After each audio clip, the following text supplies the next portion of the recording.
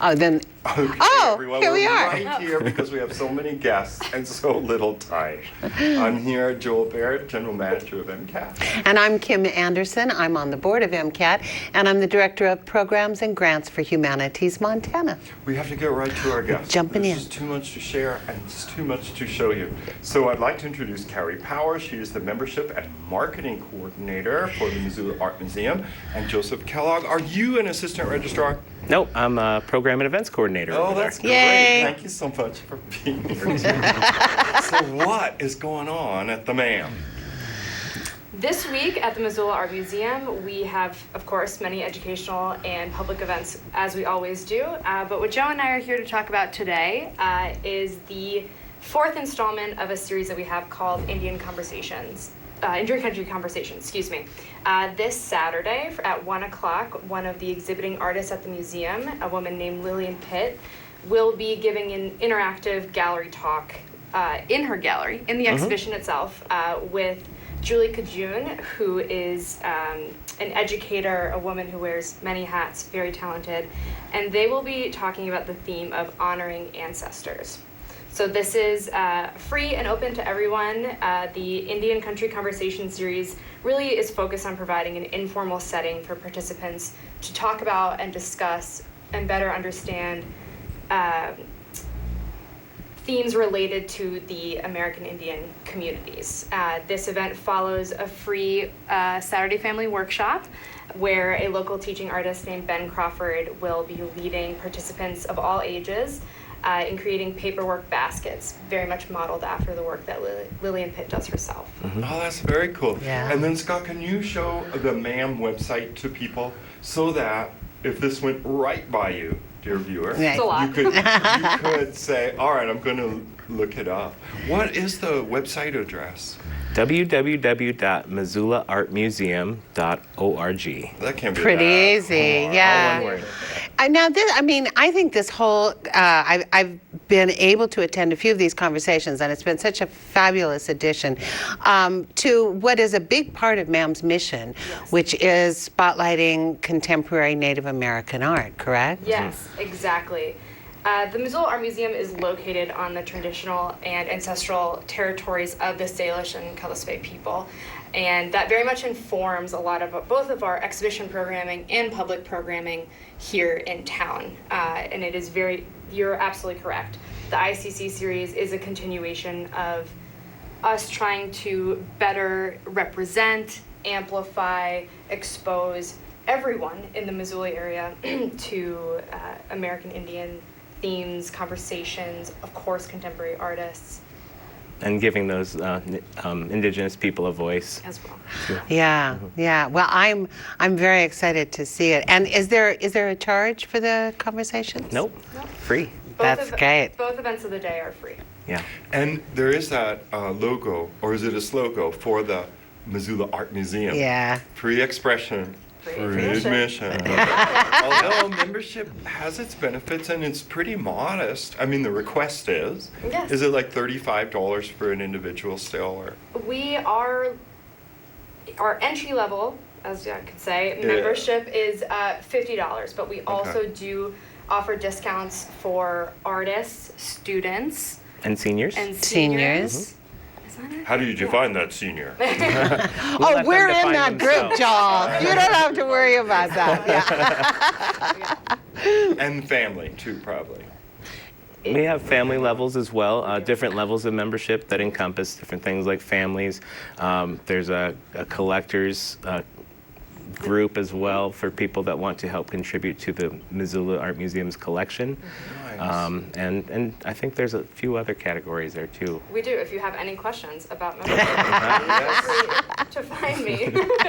And membership comes with lots of little benefits. Discounts, Yeah. right? And then you have like Special a little members nights. only, Yeah. only opening or something. And along with the most important benefit, which is knowing that you're supporting Missoula's Contemporary Art Museum, and it's so important to do that. Exactly, because it all comes back to supporting our our abiding motto, free expression, free admission. So, of course, if you're interested in becoming a member, we would welcome you into our family.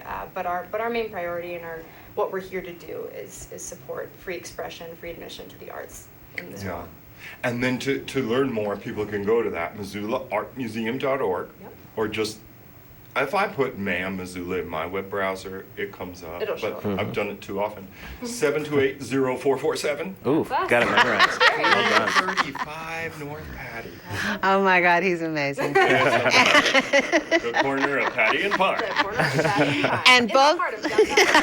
Exactly. Both these events happening this coming Saturday, which is November 9th.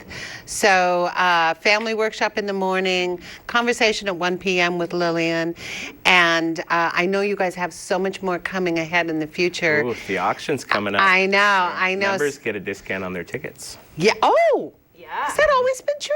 I think so. I hope so. Seems like a good I don't know, but I'm going to make sure I It get is mine. now. Anyway, so I hope you'll come back and talk to us about a lot of the other things that are going to be coming we're on up. every other week, you know. Yeah. All right, we better move along because some people have to get somewhere. Scott's going to show you some public service announcements, and we'll come back with Dina Mensor, who is the interim executive director of the Mansfield Center, right after this. When you adopt a shelter pet, you discover their unique mix of all kinds of traits. Where'd Wiley go? Where's Wiley? Ah, there she is. Paw? Do you remember being an ancient wolf? You ever feel the call of the wild? You're a renegade cop, and I'm a con woman with nothing to prove. But together, we could really solve this murder. They're a little bit of a lot of things, but all of them are pure love. Julie was always a voracious reader. She'd carry 2 novels on an airplane because she'd read one on a 3-4 hour ride. And at some point, I began to notice that she would read a page and couldn't remember what she had just read, and she'd have to go back and read it again. I don't remember much these days after I read, but less does for me, and I love it.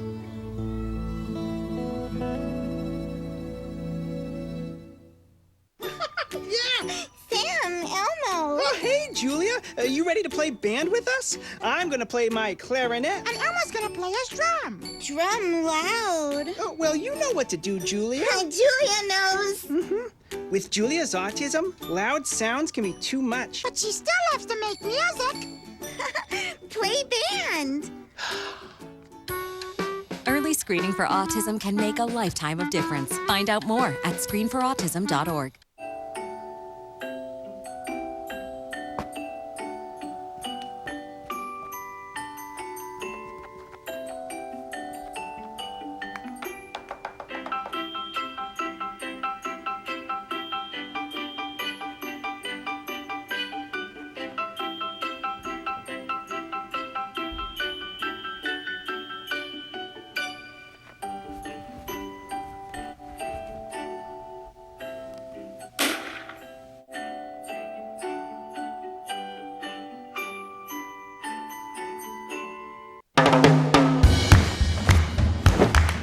I don't want to talk about it.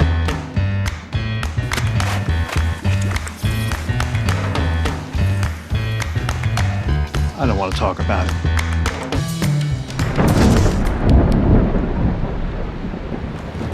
Families don't have to talk about everything, but they should talk about how to plan for an emergency. Get tips and resources to make your family's emergency plan.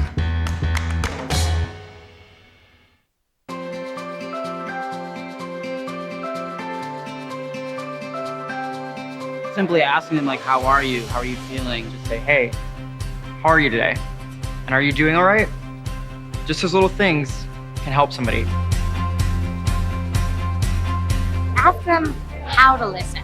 For instance, when I'm talking to somebody I love, I ask them, what makes you feel heard? I had a girlfriend when I was in high school who struggled with an eating disorder, and I knew it because I could see it.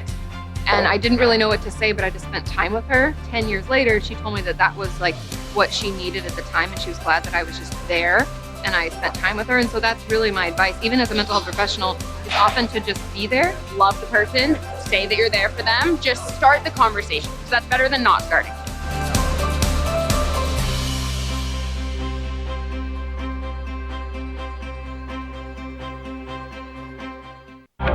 The hardest thing with mental health is it becomes a spiral.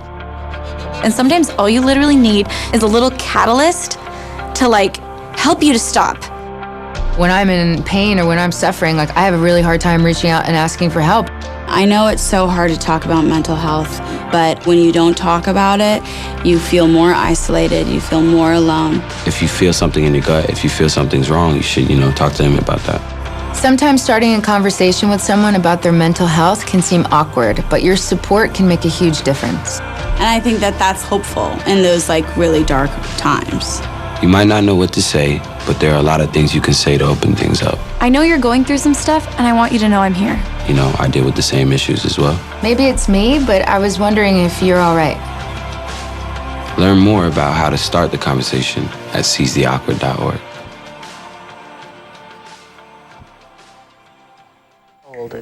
We are back.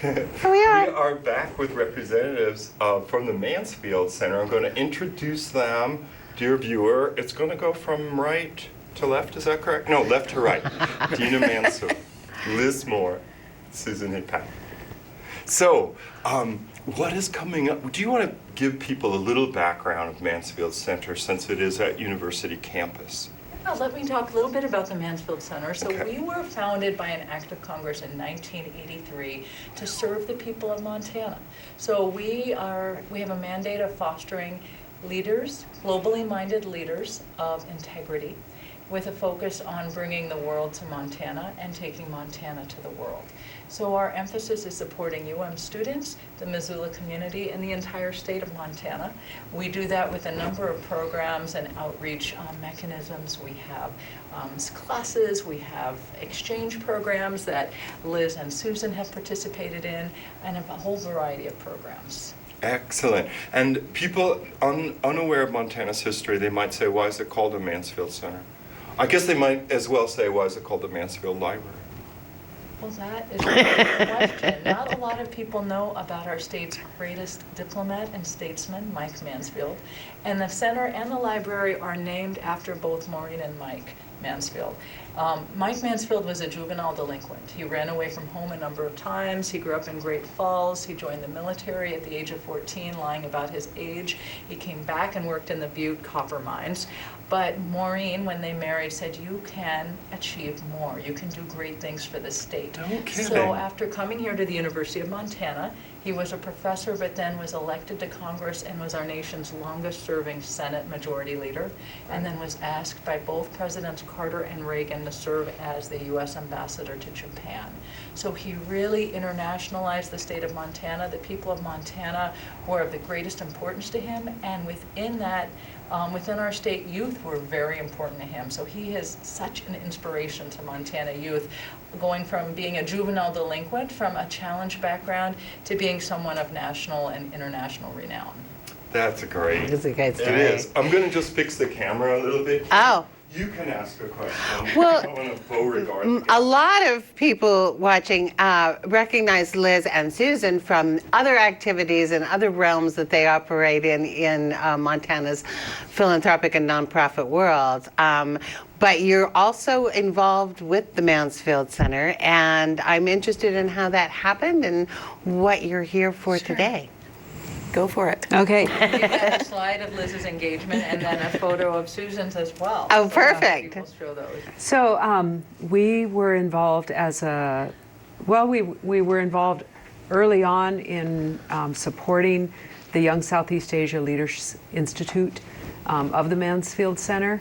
And when you received that grant, then we became one of the sites, before we became a site, we would meet with the fellows who came to Missoula. We would meet with them at least once and kind of go through what it means to think about capacity building for a civil society organization or an NGO.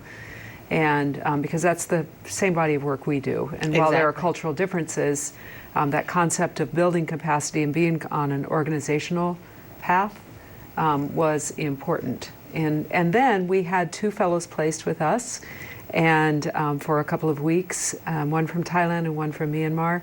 And then I went to Myanmar and Hanoi as the other side of that professional fellowship. How exciting. So when you travel as a fellow to another location, what does that experience do for you and your organizations, and what do you bring back from it?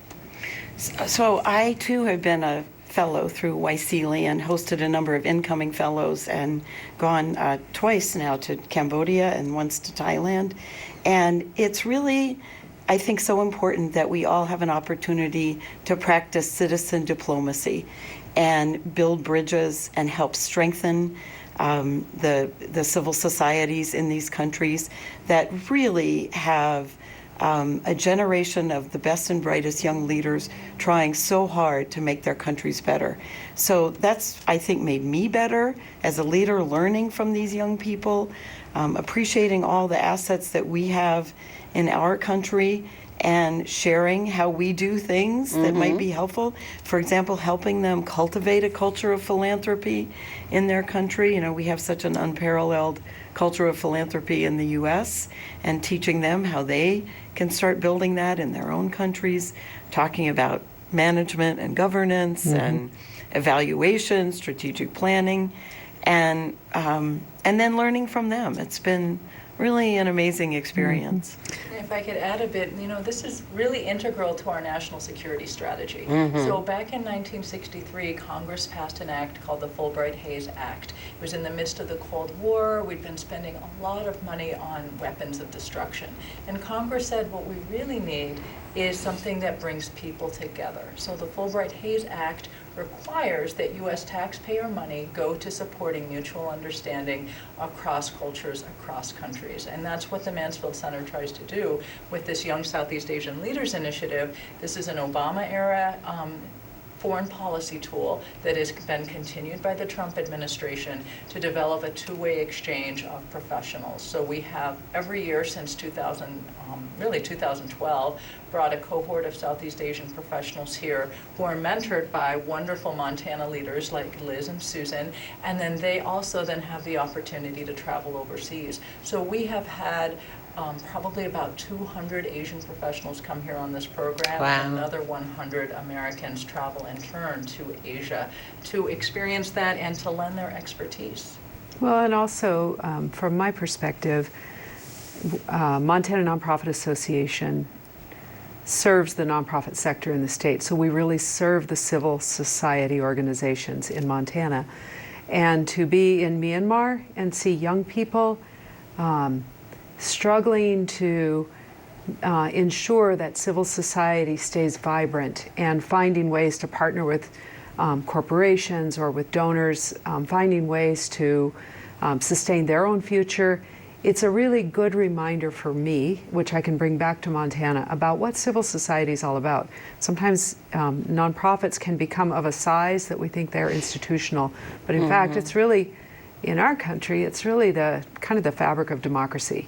And so to be in another country and watch people, you know, working at this, maybe it's not even a country that is recognized as a democratic country, but they're working at the seeds of democracy through their work with civil society. It's a great service. Dina, are there any ways for the general public to interact with this whole process, or to take advantage of any of our visitors and their experiences? That's a great question. Absolutely. You know, there are so many ways. We're here to serve the community, and we want to support Montanans in being better able to compete in a global economy, and part of that is engaging with our international visitors. So there are many ways to engage with them while they're here. We have a number of professionals like Liz and Susan. We're always looking for more people that are willing to share their school skills but also learn. So if you're interested in traveling or supporting fellows like Liz and Susan have, we're looking for people to do that. We're looking for homestay experiences. Sure. All of our fellows, we have hundreds of fellows coming to Missoula every year, and they're looking for a way to experience an American family, American life from within an American family. So we have Missoulians, Western Montanans host for a weekend or even up for a month, and it's a great way to expose kids to an international culture without even leaving home. Yeah. We have a number of upcoming events. We have a number of brown bag dialogues. We have one on the Civil Society Exchange actually this Wednesday at noon at the Mansfield Library. We have another program on November 12th as part of the Innovation Factory's 30 Days of Innovation, where we'll have a Thai filmmaker show a film. We'll have a Vietnamese librarian talk about how he's brought literacy opportunities and books to the community, much like Susan's Imagination Library that they do at United Way. And we will have Vietnamese food to sample. So we encourage people to come November 12th. Should came on Wednesday. Great. Yes, come on over. And then, we go beyond Southeast Asia, clearly to Asia and the world. And on November 18th, we have a Chinatown Hall. There's been a lot of tensions and a lot about China in the news, the U.S. trade relationship, perhaps the protests in Hong Kong. So we'll have a series of experts with us, including Joanna Shelton, who used to be a representative to an international organization in Paris.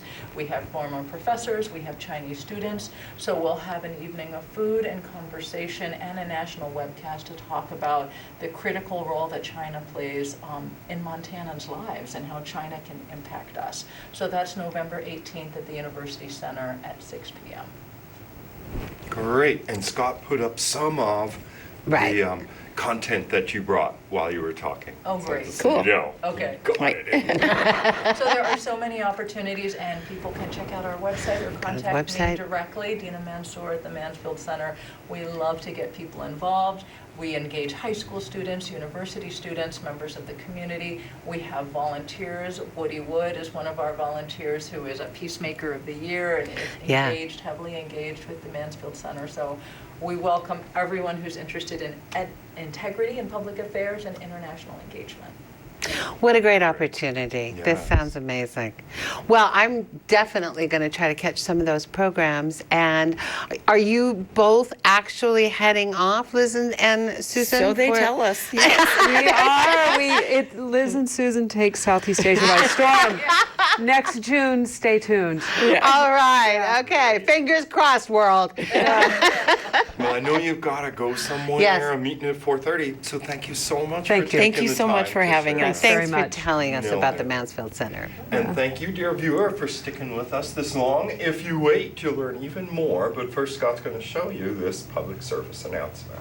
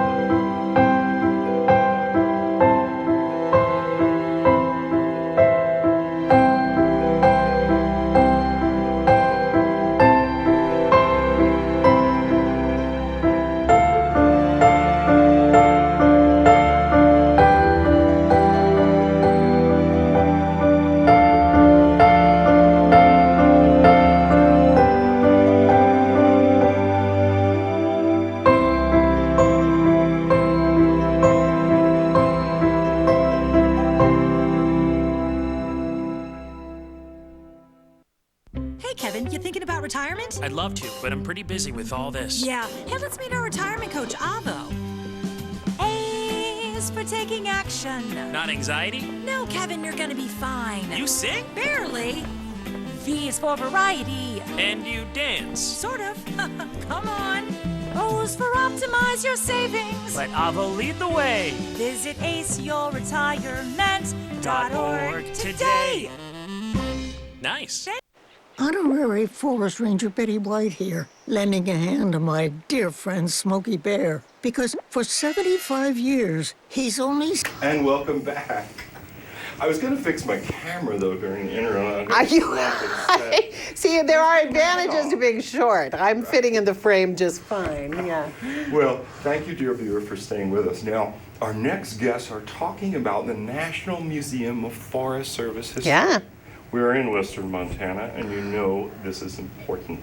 Tom Peterson is here, Alex Phillip, welcome. Thanks for taking Yes, the time to absolutely. talk You're about very welcome. National Museum of Forest Service history. I was just saying while we were on break that I had gone out to see the beginnings of it, which are extremely promising. And I was saying on break too that they've raised $4.5 million towards Wow. their $10 million and change goal of creating a fine shrine to Forest Service. Yeah, that's the building is the facility that you mentioned, and that will be on the 36-acre campus that's just west of the Missoula airport, Yeah. about a mile. A lot has happened in the past few years. If you haven't been there, it's gonna be, a lot of momentum at the museum. We've created a new forest discovery trail. We have a pack corral. Neptune Aviation is donating a P-2V aircraft, similar to the one that's at the airport. That same aircraft, but the museum will be able to interpret that and have it there as a way of Forest Service and conservation history, which is the mission of the museum, is to tell the story of conservation history in the United States. Yeah. So we tell the story in various ways, not just through that campus, but we have conservation history education programs with the Library of Congress. We do teacher training workshops that our coordinator coordinates, and those have been very successful with teachers all over the country, learning how to use the archives and collection of the museum and the Library of Congress to teach conservation history in the classroom. We have virtual and traveling exhibits, so we have a lot going on to tell that story. Yeah. And this story seems like it's becoming more and more important. You just have to pick up the newspaper to see what's going on in California. Right. Or, you know, as residents, I've been here. I've been in this town 36 years. And it's much smokier here lately in our 21st century. And the people are really relying on the forests.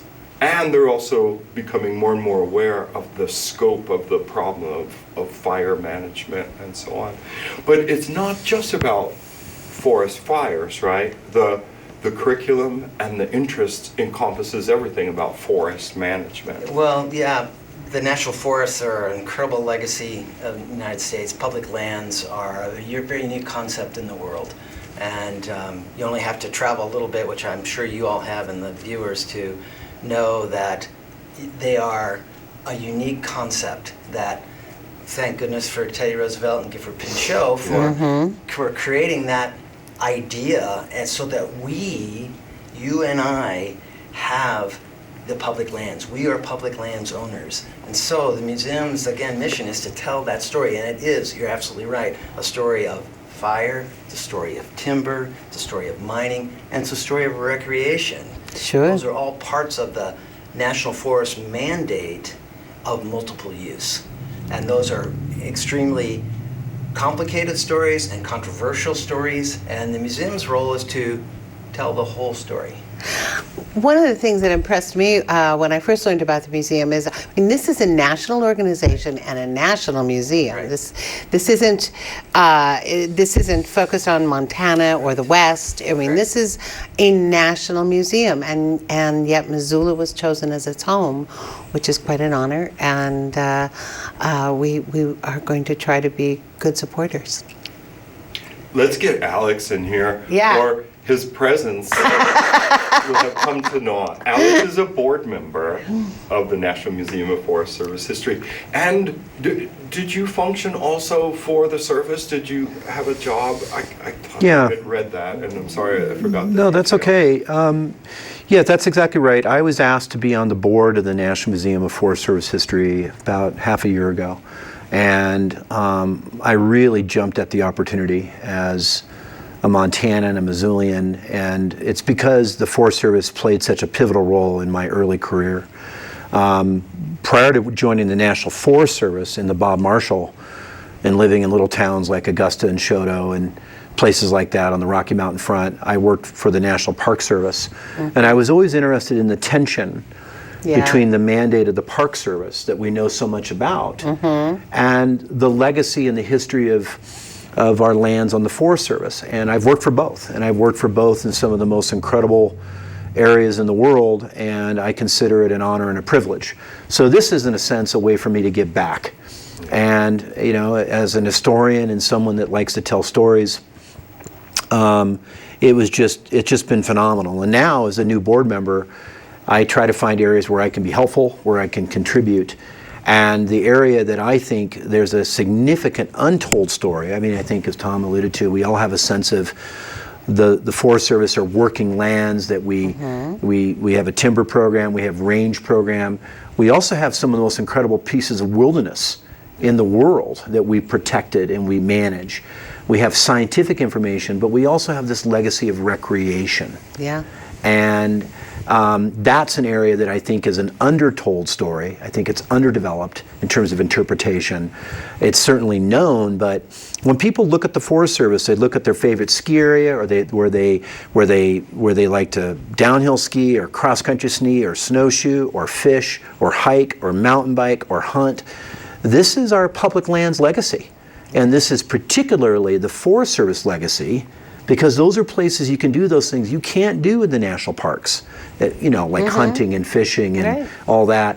And so a large part of what we're doing now is I'm just trying to help the professionals at the museum, you know, get the right people around the campfire, if you will, to start talking about this stuff, because if we can't embrace that part of the Forest Service history, then we're missing out on a key part of what matters. And that makes a great deal of sense, Yeah, too, doesn't it? great point. And for people in urban areas, unless they are making a special trip, this notion of public lands becomes very foreign to them. I'll use an example. My littlest sister, Liz, she came to visit me last September for the first time since I moved here in 1983. Wow. And prior to that, you know, she's a Long Island gal, that's where we grew up. So when they think of public lands, they think of Jones Beach or the Far Rockaways. So they're talking about like this incredibly small stretch. And had she and her family not rented that Winnebago in Las Vegas and gone to the Grand Canyon, they would have been amazed, but they still were when they were here. And my parents, New Yorkers, were the same way. We went to Glacier National Park and then took that road through Augusta down to 200 on our way to Great Falls. My dad driving, where are the people? So for urban people, I think this can be a wonderful place once it's realized fully for them to visit and have an entrance to a world that really just gobsmacks them. Yeah. When urban people see the expanse that is America, and they see the expanse that's undeveloped, their jaw just drops. And they don't know what to make of it. And I'll also say in my family, there's a thread of great fear. No. There is. Like I walked when my older brother came, you know, much sooner. We just went for a walk up Bear Creek.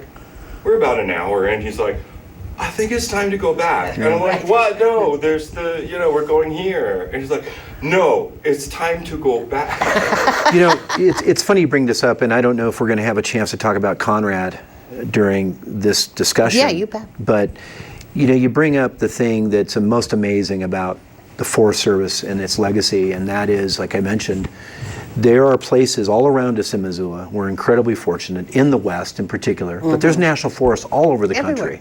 Everywhere. Is the ability to go into those special places and have a sense of to be rejuvenated, to have an experience with nature that we might not able to get in our urban environments or our suburban environments. It restores us. It calls us home. And you know, part of why we've asked Conrad Anker to come here next week and give a talk is to really share that particular part of that story from his unique perspective as one of the world's best mountain climbers and what that has meant to him. So, okay, we have to go reset and go back to the beginning. Yes. So tell us, this is a huge opportunity for people in Western Montana especially. Tell us about it. Well, next Tuesday, November the 12th at 7 p.m. at the UC Theater, it's free admission. Conrad Anker, who is an iconic, legendary mountain climber, climbed Everest 3 times, found George Mallory's remains, one of the first British climbers to attempt Everest, on one of his Everest climbs, will be here in Missoula to give, again, a free presentation. And it's just an incredible opportunity to hear this story from that vantage point of a person that is a climber, a recreationist, on our public lands and all over the world, that whose appreciation for America's public lands is vast, a huge appreciation. So Conrad's just a great kind of representative of that, being the sort of legend that he is, and for him to come here, the National Museum of Forest Service History is hosting him because it's part of this recreation story. It's part of the history of conservation, and that's exactly what Conrad will talk about, that link between recreation and the history of recreation on public lands.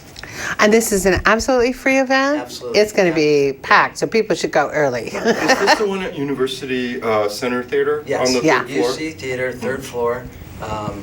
We have some, the reason it's free, we have some great sponsors, and if we can...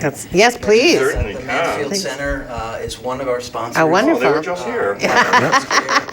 Small world. The Trailhead is an obvious sponsor Cool. because of the recreation, and they're part of the recreation industry, so they're real backers. The Western Montana Climbers Coalition is a part of this effort, maybe for obvious reasons. It's the climbing community.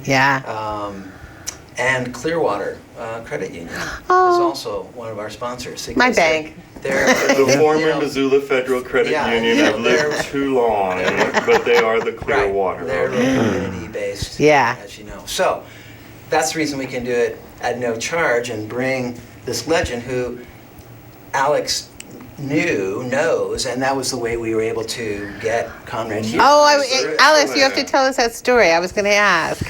Well, you know, I was saying to Tom earlier, I had a chance to meet Conrad 7 or 8 years ago at a conference sponsored by Senator Baucus on economic development. And we were on a panel together talking about the value of our public lands for economic development in Montana. So I'm a co-founder of the Business for Montana Outdoors, and our public lands legacy, in particular the Forest Service, is this vast resource that we use and we take advantage of every single day. So it was there I met Conrad, and it was hilariously funny because I'm sitting next to the woman who runs the National Outdoor Recreation Association, next to another rock star, next to literally a god in the climbing community, and I run a small tech company here in Missoula. And so, unfortunately, I had to go last, and we had to have photos. So the night before, I ran out and took pictures of friends and my wife running around in the woods and doing things to have pictures of, you know, people recreating on public lands. Well, after Conrad is showing the most incredible, stupendous photos I mean, these are beyond National Geographic. I mean, these are National Geographic things. And I'm sweating bullets, and the room is packed because everybody wants to hear Conrad. They don't want to hear me. And as we got up to me, I just said, you know, I'm the guy who gets winded coming out of my basement. And the room erupted, and ever since then, I've had the opportunity to get to know Conrad a little bit. Not because I'm this big climbing guy. I mean, I respect the athleticism, and I love adventure, and I love expedition climbing and that kind of thing. But what I respect about Conrad is I invited him over one time to talk with one of my companies. And for the first hour, it wasn't, I'm this, I'm that, and I can climb this and climb that. It was his concern for climate change. It was his concern for, are we going to have any snow left to ski on in the future? He gives a lot of time with his celebrity, if you will, and his voice to things that matter. And so the insight here, Tom and I and other people that are the people that run the National Museum, was could we get somebody of Conrad's stature to begin to tell the story of climbing and mountain climbing and expedition climbing, specifically around the birth of the Forest Service all the way to the present. And I think it's a story that I haven't heard told. So it's not just a great climber, world famous climber, it's not just the history of the Forest Service, which can be a little dry for some of us, frankly. We're trying to pull out these threads, and Conrad is that. We picked him, and he gladly agreed to come and be that guy. So that's how it all got started, and we hope it to be not the end-all be-all, but frankly the beginning of a conversation. And you know, in Missoula, it's a national, international discussion, but it's America's legacy, and it's been a heck of an education for me just to get to hear And I've had a chance to get involved more fully with the museum, and it's an opportunity for everybody to get involved. That's the thing. You know, we have to get the word out. We have to tell the story. And I'll just conclude with this one point. If you look at what Conrad and others have done down on the Gallatin National Forest outside of Bozeman and Highlight Canyon, they took a public land domain, a great beautiful canyon. They worked with the Forest Service, and they created one of the world's best mountain climbing destinations in the world for ice climbing. And so now people from all over the world go there, and it's not only huge outdoor recreation and the best climbers in the world, but that's possible because all of America, which owns that Gallatin National Forest, remember everybody does, whether you're in Long Island or you're in Missoula, that's the deal. That's the big insight about public lands. I mean, if you're in Brooklyn, you have as much right to that canyon as if you've been in Bozeman your whole life. Right. It's that story that I think is what makes America great. Ken Burns has talked about it with our national parks. Right. We need to talk about it now with our national forests. I think that's a very important point. Well, I think you've created an excellent opportunity with this coming lecture to engage Missoula. Yeah. It is the date? Tuesday, November 12th. Tuesday, November 12th. 7 p.m. University Theater, 3rd floor. Yeah. At the University of Montana. 3rd floor of the UC. Yeah. And whenever that venue comes up, I always say parking is possible after 5 o'clock at University. It's easy at night. And there is an elevator to that 3rd floor. Right. It is accessible for handicap. Yep. It is free and open to the public thanks to Tom and others going out and working with these tremendous sponsors. Great sponsors. And if it wasn't for that, we wouldn't have been able to do it. And frankly, if it wasn't for Conrad's generosity, we wouldn't have been able to do it. So it was a favor I asked him, and he's a pretty smart guy, and he got it. Well, very exciting. Thank you so much. Thanks for having us. Great to talk about the museum, and we'll look forward to hearing about things going on in the future. Yeah, come back in the spring. Yes, I'm going to wait for it to Labor Day warm officially, up. right? So when it's a little warmer, come on up. Yeah. Again, it's a lot changed. Yeah. And they just had, the Norman McLean Festival. Yes, I know. I know. When we presented we supported a presenter for it. Yes. Excellent. Yeah. All right, we better go because Caroline. Oh, She's yeah. still waiting out there from Climate Smart. Is that a good segue, dear viewer? We're going to talk with a representative from Climate Smart. There's a theme. There's a theme going on. Scott's going to show you a PSA. We'll be right back after this. Honorary Forest Ranger Betty White here, lending a hand to my dear friend Smokey Bear. Because for 75 years, he's only said, only you can prevent wildfires. But there's a lot more to say. Like if you park your car on tall, dry grass, the hot exhaust pipe can start a wildfire. So keep the animals safe, especially the cute shirtless one. Go to SmokeyBear.com to learn more about wildfire prevention. This is Bill. He just received his new Medicare card and is following some simple rules to protect himself from fraud. He knows to never give out his Medicare, Social Security, or bank number over the phone. And this is Nancy. She knows that to detect any problems, she always reads her Medicare summary notice or Medicare Advantage EOB to make sure the billing is correct. Both Bill and Nancy know that anything suspicious can be reported to Montana SMP at 1-800-551-3191.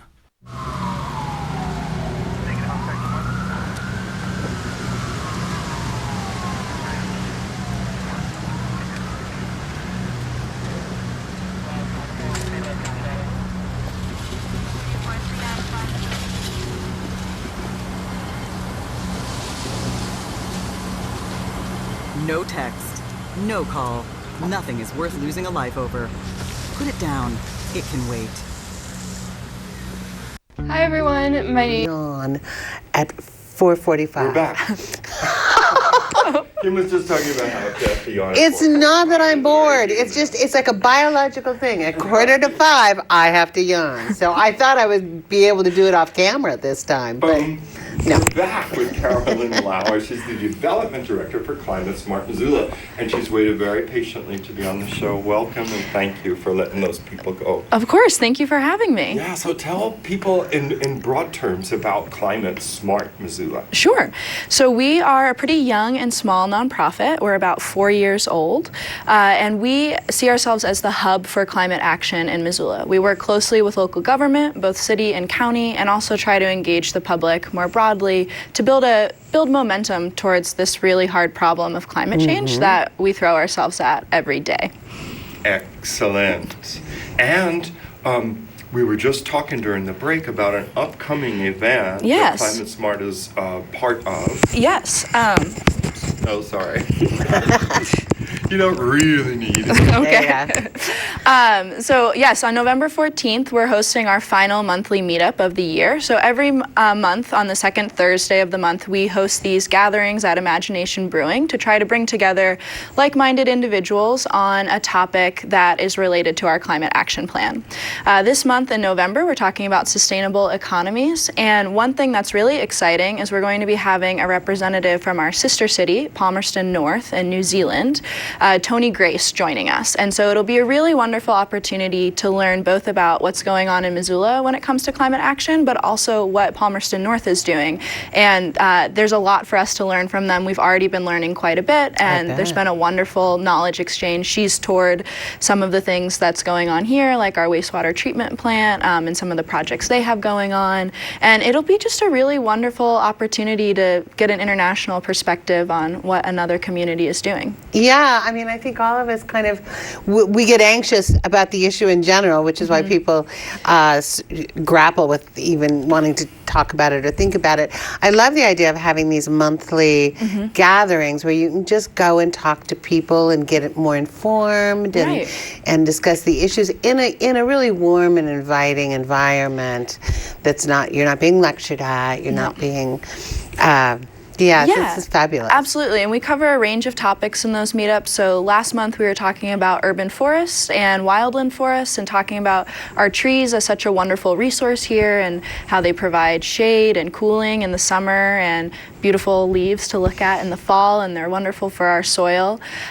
We've also talked about things like building better and trying to design our city so that they're as efficient as possible. It's really everything you could possibly imagine that we're talking about at these meetups, and they're open to everyone. So you could have just a burgeoning interest in the topic, or you could be an urban forester who works for the city, and you'll get this whole range of perspectives. We provide snacks, Imagination provides great beer and other beverages, so it's really a fun event. Very cool. And it sounds like you're going to take December off. We have our year-end party in December, so we don't do it at Imagination, but then hopefully we're thinking about starting back up in January. Oh, great. Yeah, great. yeah. And I wonder, Scott, did you show the website so people watching would be able to go and learn more at the website? Climate Smart website. Yes, MissoulaClimate.org. We have a lot of really wonderful information on there. You can read our blog, which recaps some of these past meetups and other events that we've been working on. You'll be able to see some of the work we've done on increasing solar energy use in Missoula. We were a big part of passing the 100% clean electricity by 2030, which occurred last spring, and that's about working with our utility, Northwestern Energy, city, the county, all of us residents, about moving us towards a 100% clean energy supply. And you also talked before we went on air about another big project that you're embarking on. So we right now are working with the city and the county and other partners to write Missoula's first climate adaptation plan. It'll be the first in the state of Montana, and the whole premise is we understand that climate change is happening. There are effects that we're going to be seeing here. We're going to have hotter and smokier summers, for instance, and we need to figure out how to adapt. So we're in the midst of an 18-month process, sort of at the tail end. At the beginning, we identified all these vulnerabilities that we're facing as a community, and then bringing together community leaders. We had 2 workshops with about 100 or so people who generated action items that we could do to make Missoula more resilient. We came out of those workshops with 304 action items. Wow. Totally, doable. We can implement from day one, right? Checking them off. And of course, there's a lot of redundancy in those sort of workshop-generated actions. And so we've been working with our steering committee to hone those, make them clearer, organize them better. And we'll be coming out to the public with what has resulted out of that process. It's about 68 action items now, covering things from how we build to how we manage wildfires to how we protect our aquatic ecosystems and everything in between. So it's really exciting. We're hoping to help other communities in Montana do the same, and to make sure that as a community and a state, we're as ready for climate change as we can be. So what's the timeline on the release of the plan? And we're still working out all of those details, but we're hoping that it'll be adopted, or will be, come out to the public in December or so. Oh, wow. Soon. December or January, and then soon after that, after we go through the public process, adopted by both city and county government. Right. Yeah. Oh, we'll all be talking about it quite a bit. Yes. There was the climate strike. That's true. Most recently, we were asked to record the gathering that was at Karis Park. Yeah. We also went to the courthouse. We missed the demonstration at Northwestern Energy. And, typically we'll put these things on Facebook. And what we noticed was that it made just a certain sect of people angry. Like, it was really curious to see any number of other things that MCAT has been asked to record and distribute has been accepted, either with interest or yawn. But this subject, disinterest, this subject actually brings out this kind of anger that's surprising. And I'm not sure whether or not, so the people aren't convinced that climate change is a scientific fact, or that it is in the future. So, but it's a very curious dynamic that you have to work with. I mean, I don't know that you can work against it. It just seems like the sense of helplessness, denial.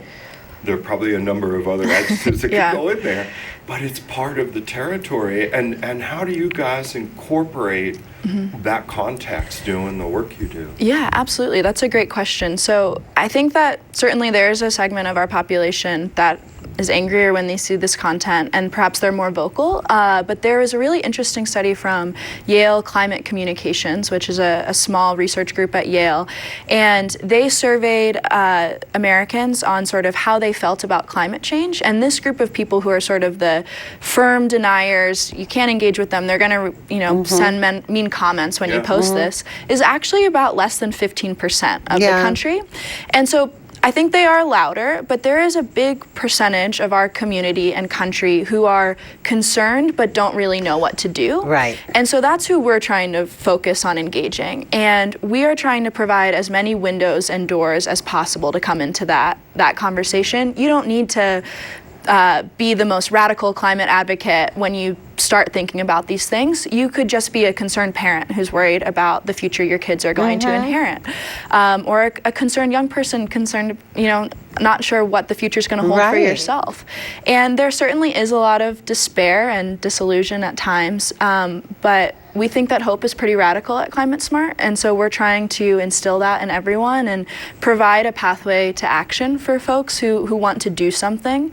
There was an interesting interview with Yvonne Chouinard, the founder and CEO of Patagonia, a few weeks ago.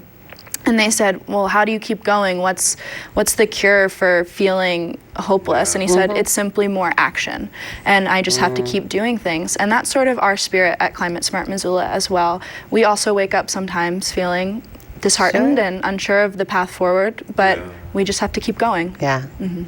Well, that's why I think for people like me who, who are aware to some extent, but also feel overwhelmed and unsure, and people are selfish. I mean, when I think, oh, does that mean I can't take an airplane? Does that mean, to have something like action steps is really helpful to just know here are some things I can do today. Absolutely. Tomorrow. And then there's the offset. Remember that term? I haven't heard it so often, but carbon offset. That, let's say you do feel guilty, and it's an extraordinary change. When I think of my own family, I don't know why I keep doing that in this show today, but they travel everywhere. When I was growing up, someone who went on an airplane within the family structure, which was extraordinarily vast, was kind of a celebrity. And they'd bring over those slides and they could still smell like the screen. Because Uncle Jerry had gone to California. Right. What? Right. And to see these things, it was extraordinary. And to make a long distance call, it was incredibly expensive. So then we heard the term globalization.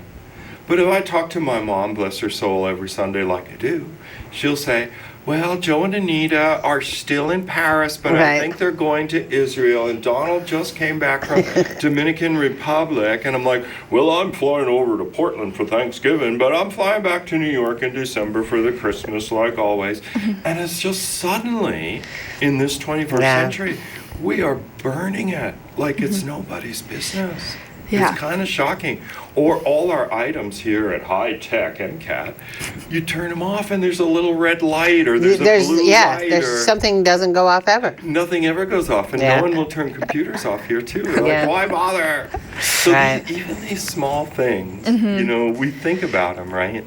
And I think it does take a lot of hope. The other observation I wanted to make, and applaud Climate Smart Missoula for this, and I'm pretty convinced of this, climate change will first and foremost affect poor people. They will have the least and the bottom of the stick, so that people living under very bad conditions, those conditions. Well, you already see that in the globe, around the globe. I mean, you can see it in town in the sense like when the fire season gets really bad, I drag out the window air conditioner, I stick it in the window, and then I think, well, gee, now I'm burning more electricity because I don't want to smell the smoke that's being brought on by burning more electricity. And then the people who don't have that will get a public service announcement at MCAT. So people who can't afford an air conditioner can go out and get a wintertime furnace filter to put on their box fan so they're not inhaling micron particulates all night long. Yeah, well, as you both alluded to, climate change is a social justice issue. It's going to affect the most vulnerable amongst us the most. That's something that's on the forefront of our mind at Climate Smart. As far as air quality, we do work pretty hard on trying to get HEPA air filters to families who need them in their homes, and there's information about that on our website.